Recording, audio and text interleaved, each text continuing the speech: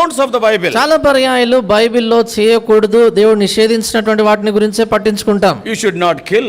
మీరు నరహత్య You చేయకూడదు, should not lie. అబద్ధం ఆడకూడదు, You should not commit adultery or idolatry. వ్యభిచరింపకూడదు, విగ్రహార్థన చేయకూడదు. So when we gather around the table, కనుక బల్ల చుట్టూ చేరి వచ్చినప్పుడు okay, I am not doing these things. మనం అనుకుంటాం కదా, సరే ఇవన్నీ నేను చేయట్లేదు కదా, So I am ready to participate. కనుక పాలు పొందేదానికి నేను సిద్ధంగా ఉన్నానని. So many times we are careful about the don'ts of the Bible, but we will leave the do's of the Bible. అనేక పర్యాయాలు బైబిల్లో చేయకూడదు అని చెప్పినటువంటి వాటిని గురించి పట్టించుకొని బైబిల్లో మనం చేయాలని చెప్పబడినటువంటి వాటిని మనము విస్మరిస్తుంటాం. The Lord has given some of the do's list also.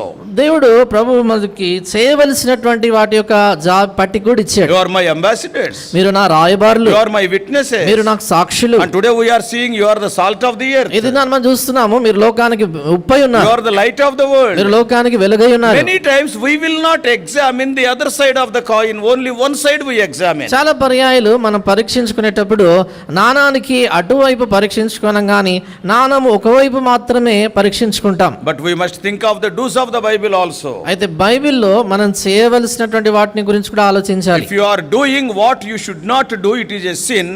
And if you are not doing what you have to do, that is also a sin. మీరు చేయకూడనటువంటి సంగతి మీరు